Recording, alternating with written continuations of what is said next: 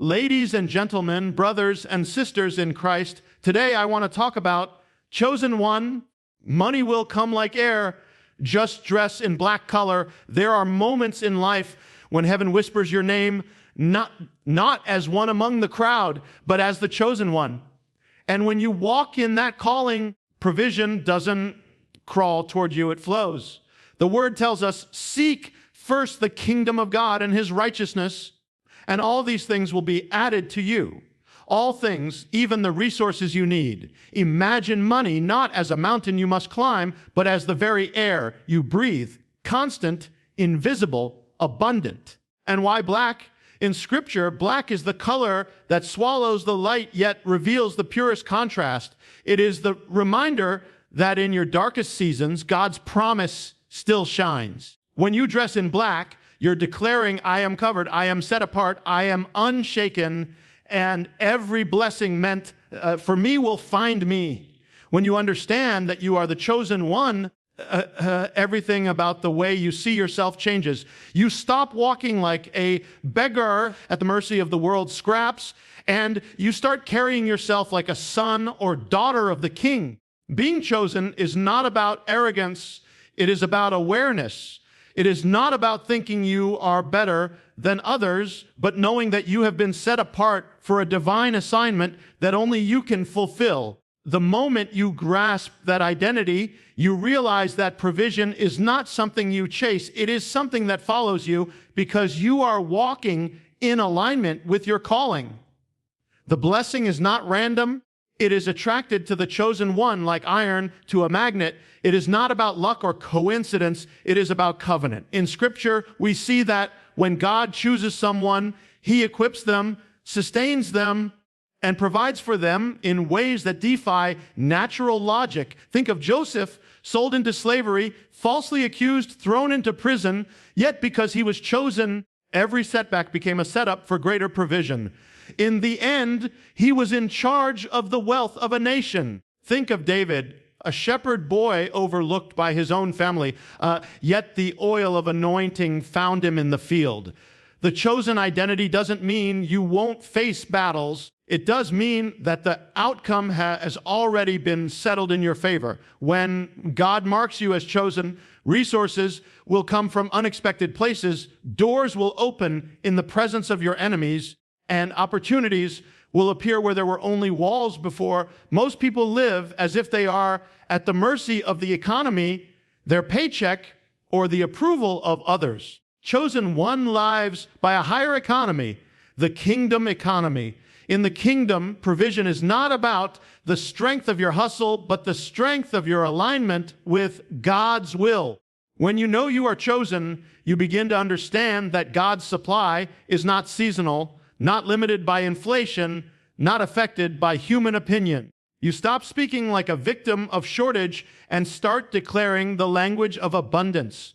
You realize that your needs were anticipated before you were even born, and your supply was stored up in advance for the mission assigned to your life. Walking in your chosen identity changes the way you respond to lack. Lack becomes an illusion rather than a verdict. When the chosen one sees a dry place, they don't panic. They understand that the desert is often the place where God brings water from a rock. When they see an empty net, they don't quit fishing.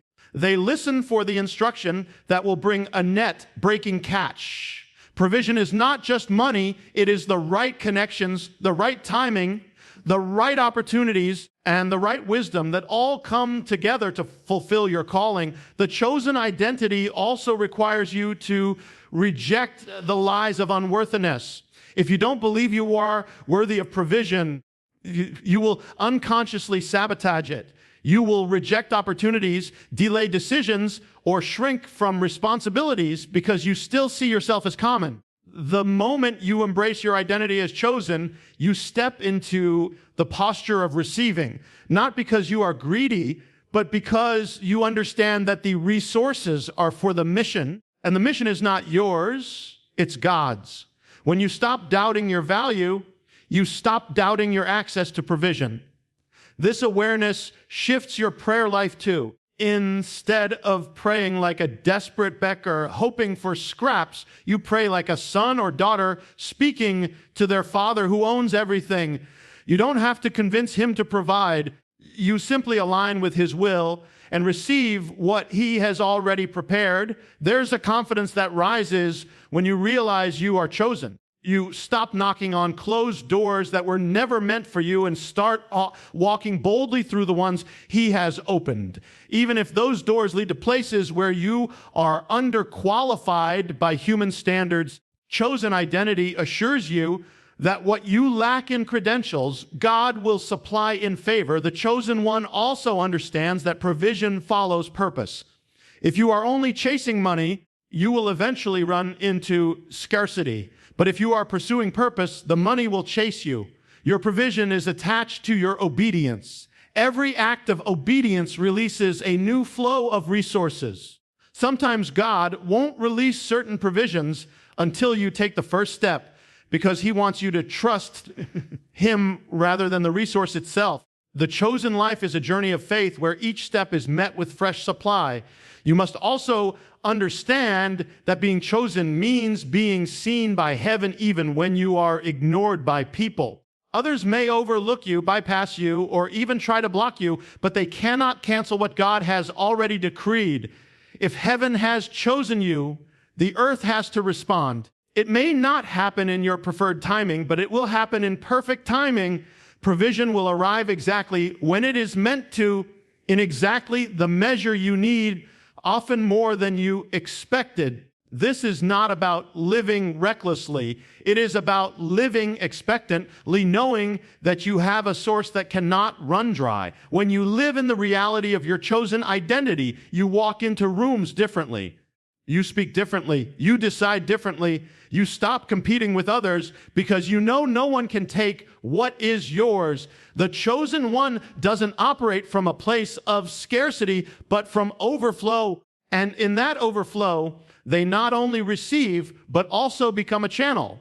Because the chosen one is not just blessed to keep the blessing, but to multiply it. This is why provision follows them. They are trusted with it. They know its purpose, and they steward it well. When you begin to understand that money can come like air, you stop thinking about provision as something scarce or difficult to obtain. Air is constant and visible and everywhere. You don't chase it, you simply breathe it in. In the same way, flow of financial provision in your life can become natural, unforced, and ever present. It is not about striving or struggling. It is about positioning yourself so that you are always in the atmosphere of abundance. Just as you don't panic about whether there will be enough oxygen to breathe, you can come to a place where you don't panic about whether there will be enough resources for what you need to do. The key is shifting from a survival mindset to a flow mindset. Survival says, I must grasp tightly before it runs out. Flow says, I live connected to an endless source that never runs out. Money becomes like air when you break the belief that you must earn it only through exhausting labor or unpredictable chance. Yes, work is a principle and diligence is part of stewardship, but money in the kingdom doesn't only come through wages, it comes through favor, through ideas, through open doors, through divine appointments, and through supernatural provision.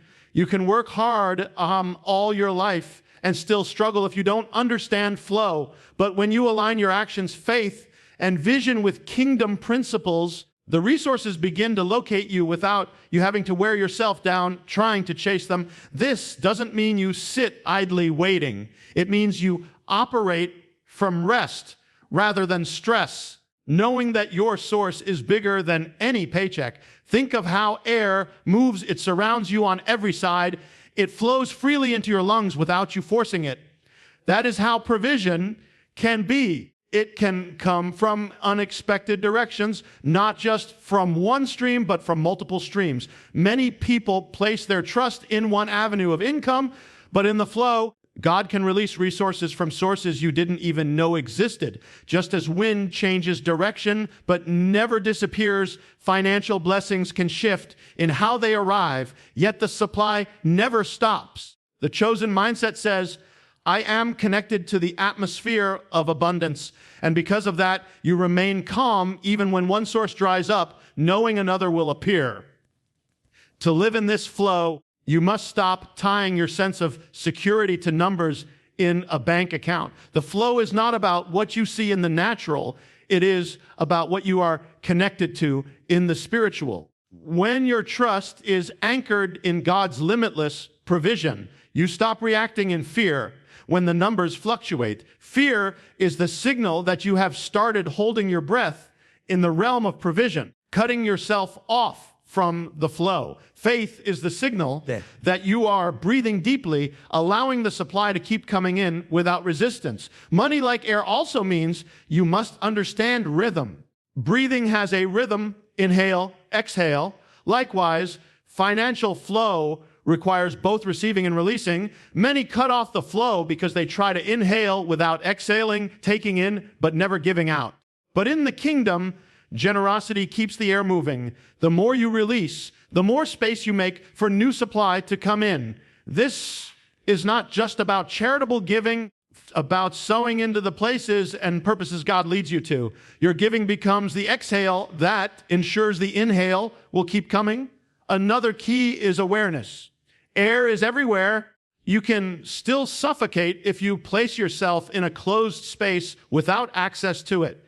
In the same way, you can block your own access to financial flow if you live in an environment of constant negativity, lack mentality, or fear-driven decisions.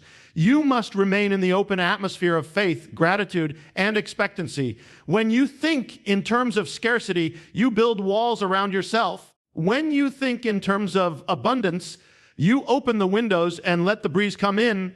This is why it's critical to guard your mind, your words, and your associations, because the wrong atmosphere will choke the flow. Consider how Jesus taught about provision. He pointed to the birds of the air, creatures that never panic about tomorrow's food, yet are always sustained. The principle is that God has already built into creation a flow of provision for every living thing. The difference between those who struggle and those who flow is alignment. The birds operate in instinctive trust. Humans often operate in anxious control. But when you choose to live by trust, you enter into the same natural flow. You start to see opportunities where others see obstacles. You discern divine timing in moments that others overlook. You begin to breathe provision instead of chase it. This flow also requires letting go of the idea that money is the end goal. Air is not something you store in tanks for yourself alone. It's something you use to live and move and fulfill your purpose. Money is the same. It's meant to serve your calling, your assignment, and the advancement of the kingdom. When you see it only as something to hoard, you step out of the flow and into stagnation. When you see it as something that must keep moving through you, you remain in the current of constant supply. The truth is, when you live in the reality that money can come like air, you approach challenges differently. An unexpected bill does not throw you into despair. It becomes a moment to inhale more deeply from the source. A sudden need does not send you into frantic striving. It becomes an opportunity to watch provision appear from a new direction. You become less reactive and more responsive, less desperate and more discerning. You stop trying to manipulate outcomes and instead focus on maintaining the right atmosphere for the flow to continue uninterrupted. And over time, flow becomes so natural that just as you never think about whether there will be air to breathe tomorrow, you stop worrying about whether there will be provision for the days ahead. Black is more than a color. It is a statement. It is a prophetic declaration without words, a covering that speaks of authority, mystery, and separation from the ordinary. In the natural, black absorbs light, taking in every ray and holding it within. In the spiritual, it can symbolize the gathering of strength, the hiding of what is precious until the appointed time. When you choose to dress in black as part of your declaration, you are stepping into a visible sign of an invisible reality. You are announcing, not to people but to the atmosphere, that you are set apart, you walk in authority, and that you are not moved by external noise. The chosen one understands that what you wear is not just fabric on your skin, but an extension of your message, your mindset, and your mission. Throughout history, black has been worn by those who carried weight, kings, priests, judges, and leaders who understood the power of presence. Black communicates focus. It does not distract with unnecessary brightness. Instead, it commands attention without demanding it. When you put on black intentionally, you clothe yourself in a kind of spiritual armor that says, I am hidden in purpose. I am untouchable by fear. I am ready for assignment. It is not about fashion trends. It is about prophetic symbolism. Just as the priest's garments in the Old Testament carried meaning beyond the material, what you wear today can be a prophetic act that aligns you with your destiny. Black also represents depth. Ocean's depths are dark not because they are empty, but because they are full beyond measure, holding mysteries unseen from the surface. In the same way, when you dress in black, you are declaring that there is more to you than meets the eye. You carry depth of vision, depth of wisdom, and depth of calling. The world may only see the exterior. The color black becomes a reminder that the most valuable treasures are often hidden. The chosen one does not need to be loud to be powerful. They carry silent authority that speaks without words. In seasons of transition, black can also signify consecration. When God is setting you apart for a new level, He often takes you through a season where He shields you from unnecessary exposure. Wearing black can be a physical mirror of that process, a way of agreeing with heaven that you are in a time of focus and refinement. Black conceals while God reveals, protecting the work He is doing in you until it is ready to be unveiled. You are not in hiding because you are weak. You are in hiding because you are being strengthened for something greater. There is also a financial symbolism to black.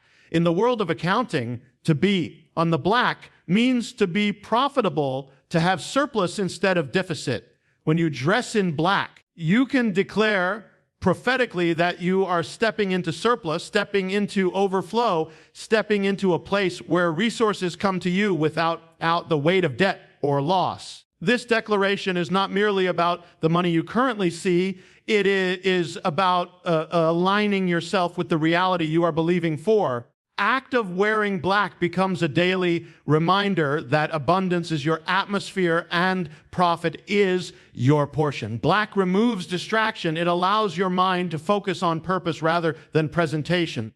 When your appearance carries simplicity and authority, your energy can be directed toward the mission rather than managing perceptions. This is why many leaders, innovators, and influential figures choose a simple, consistent style. It frees the mind from unnecessary decisions and keeps the spirit centered.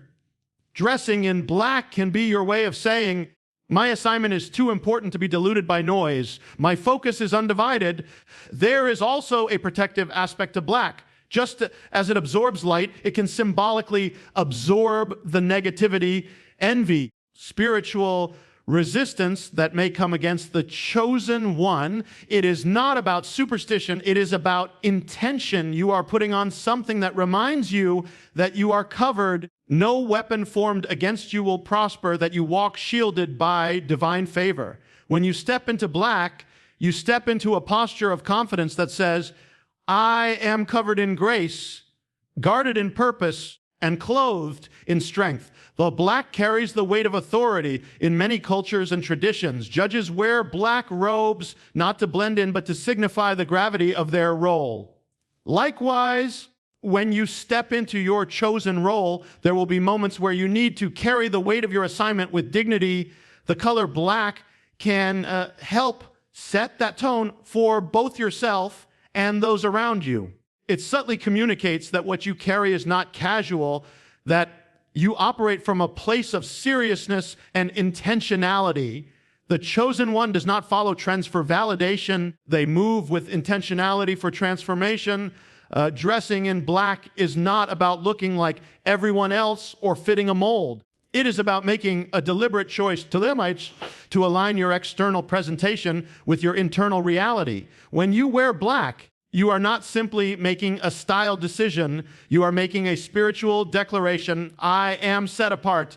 I am focused. I am operating from a place of depth, authority, and divine alignment.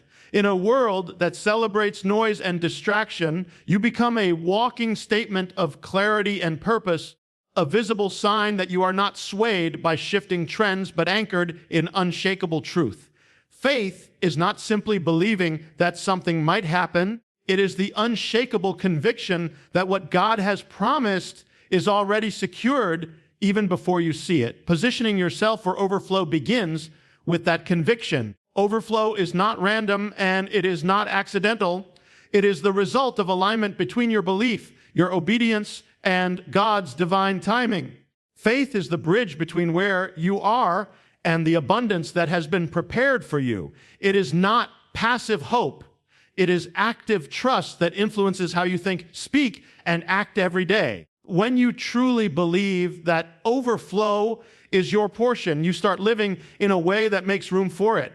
You clear out the space in your life for the blessings you know are coming. Overflow does not come to those who are simply waiting. It comes to those who are positioned.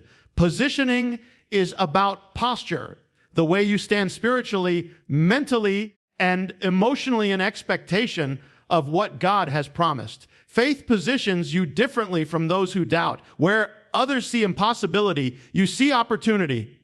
Where others pull back in fear, you move forward in confidence. Faith makes you build before the rain comes, like Noah building the ark on dry ground. You prepare as if the overflow is already on the way, because in your spirit it is.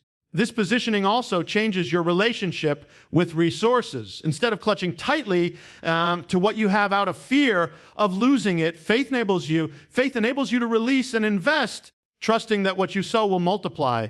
You begin to see giving not as loss, but as planting.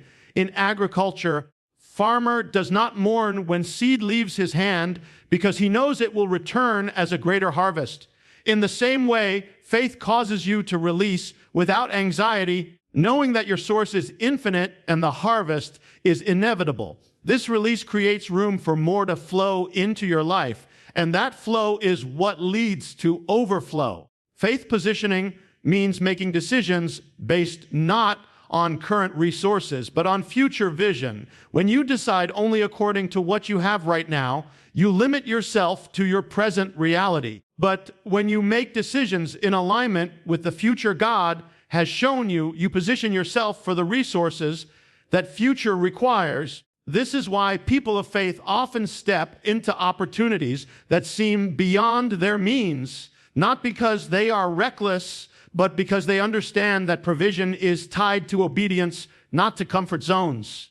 When you step out in faith, you send a signal to heaven that you are ready for the next measure of supply. There is also a protective aspect to faith positioning. Doubt opens the door to hesitation, and hesitation often causes people to miss the timing of their overflow. Faith keeps you ready, alert, and in motion so that when the door opens, you walk through without delay. Just as a runner stays at the starting line, prepared for the signal, you remain spiritually ready for the moment your blessing arrives. Overflow is not always gradual. Sometimes it comes suddenly, and only those who are already in position can seize it fully. Faith positions you to see beyond the visible. Your natural eyes may show you a bank account that is low, a business that is struggling, or a path that looks blocked. But your faith eyes see the supply already moving toward you. You start to live with the inner awareness that everything you need is in motion, making its way to you at the exact time it will be most effective. This keeps you from panicking when circumstances shift, because you know the unseen reality is more powerful than the visible one. Another critical aspect of positioning through faith is speech. Your words are either aligning you with overflow or cutting you off from it. Faith causes you to speak in agreement with what you believe even before it manifests. You do not deny the reality of challenges, but you refuse to let those challenges define your vocabulary. You speak the language of provision, favor, and abundance because your words shape the atmosphere around you. This atmosphere draws the overflow toward you like a magnet. Faith also guards your mindset. Overflow requires capacity, and capacity begins in the mind. If your thinking is small, even when overflow comes, you will not be able to handle it. Faith expands your vision so that you are ready to steward greater blessings. It removes the mental ceilings that tell you this is all you'll ever have and replaces them with the truth that God can do exceedingly and abundantly above what you ask or imagine. More you expand in thought, the more space you create for the overflow to inhabit. Faith positioning is not a one-time act, it is a lifestyle. You continually align your thoughts, actions, and expectations with what God has promised. You keep your spiritual posture upright, ready to receive. You practice gratitude in advance, thanking God for the provision before it arrives. You remain steady when others waver, trusting that every step of obedience brings you closer to the release of abundance. You refuse to settle for barely enough because you know that more than enough is part of your inheritance. This kind of positioning makes you a vessel prepared for continual outpouring. You become the person who is ready not only to receive overflow, but to channel it into the lives of others. When you live in this posture, you attract resources, opportunities, and connections that align with your purpose. You walk with the quiet confidence of someone who knows that they are in the right place at the right time with the right heart, ready for the right blessing to be poured out in measures that cannot be contained.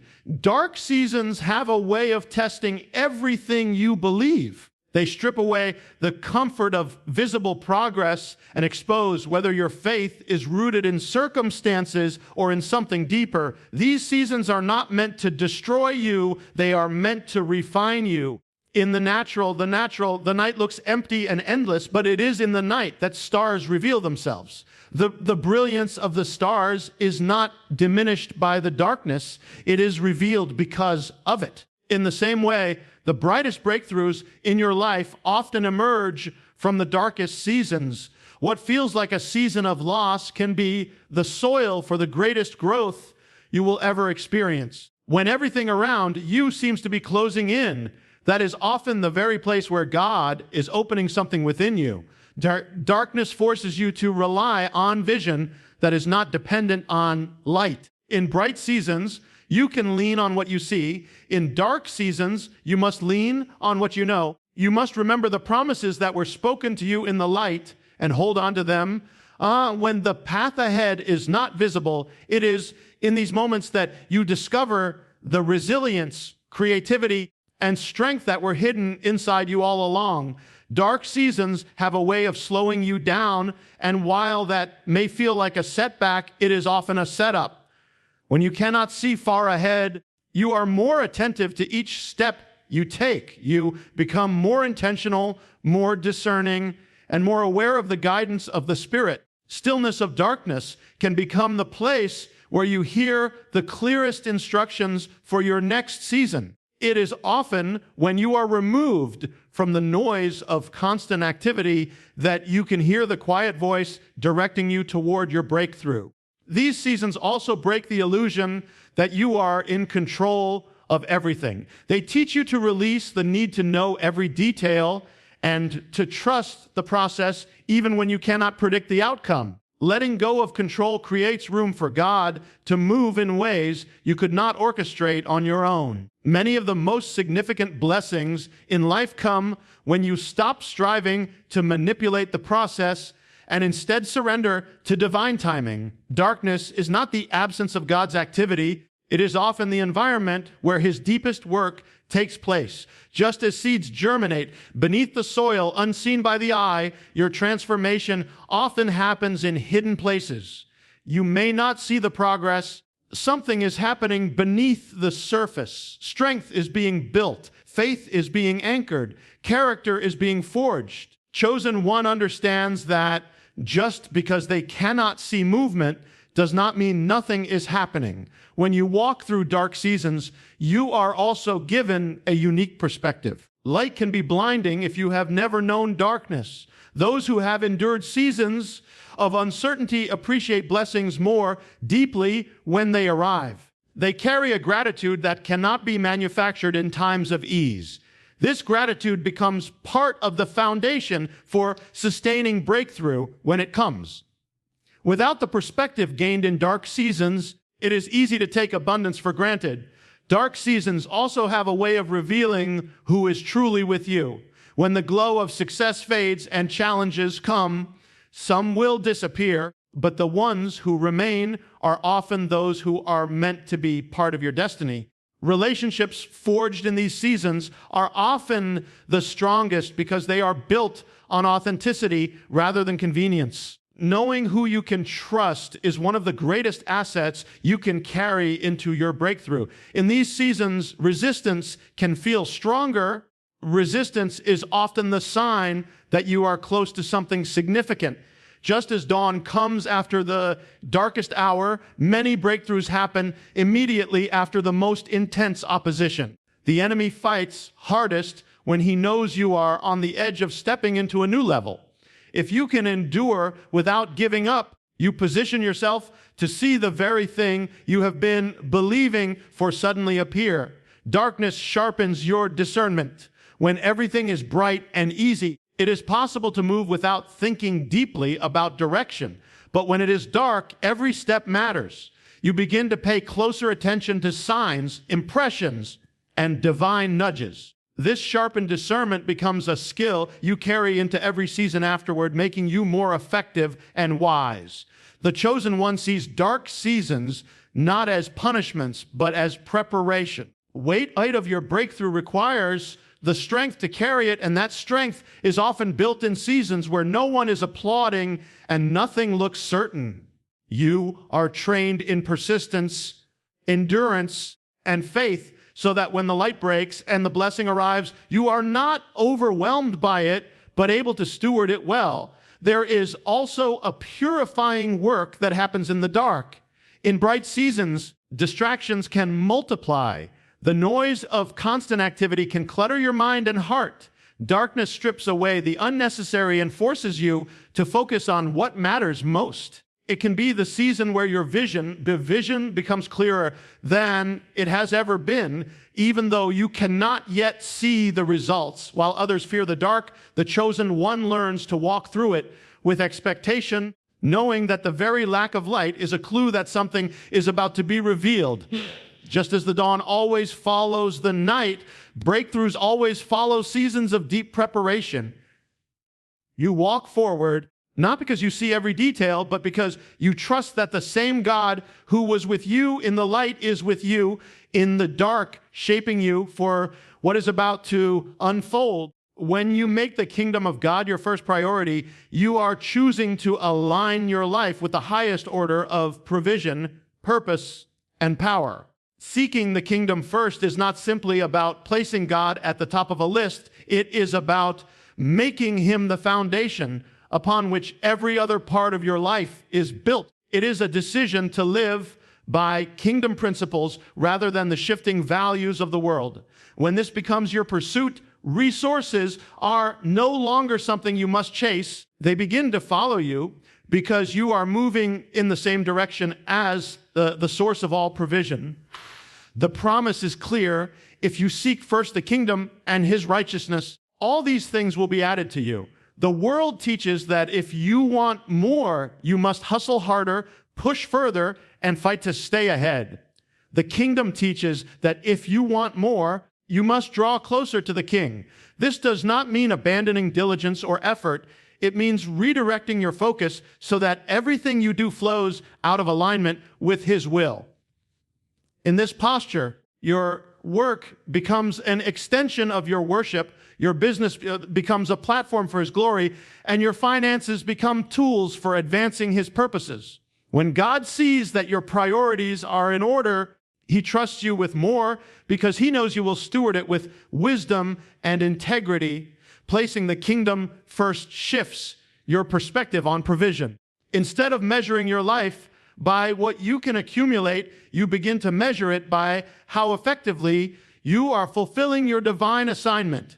Money becomes a servant rather than a master. Opportunities become vehicles for impact rather than trophies for self-promotion. This perspective frees you from the anxiety that comes with trying to control every outcome, because you understand that the king is responsible for providing for those who serve in his kingdom. When you seek the kingdom first, you are also choosing to live in alignment with eternal principles that do not change with the economy, politics, or human opinion. These principles, faith, generosity, stewardship, honor, create a foundation that cannot be shaken. Even when circumstances shift, you remain stable because your supply is not tied to temporary systems. Chosen one who lives by kingdom priorities is never at the mercy of market trends or financial downturns. They are connected to a source that never runs dry. This alignment also brings clarity. Many people live in confusion about what to pursue and how to use their resources. But when the kingdom is your first pursuit, decisions become easier because you have a clear filter. Does this advance the kingdom or distract from it? This clarity saves time, energy, and resources that might otherwise be wasted on pursuits that have no lasting value. It also attracts opportunities that are in harmony with your purpose because you are walking in the direction of your divine calling. Seeking the kingdom first requires trust because it often means saying no to what looks immediately profitable in order to pursue what is eternally valuable. There will be moments when the world's logic tells you to chase the bigger paycheck, a faster path, or the easier route, but the Spirit directs you toward something that does not yet look as secure. This is where faith comes in. You believe that obedience to God's order will always produce greater results than following human logic alone. Over time, you see that kingdom first living brings not only provision, but also peace, favor, and fulfillment that money alone could never give. When resources follow you, it is not just because you are skilled or strategic. It is because you are in sync with heaven's agenda. The kingdom operates on the principle of multiplication. When you give your time, talents, and treasures to kingdom purposes, they are multiplied back into your life in ways you could never have orchestrated on your own.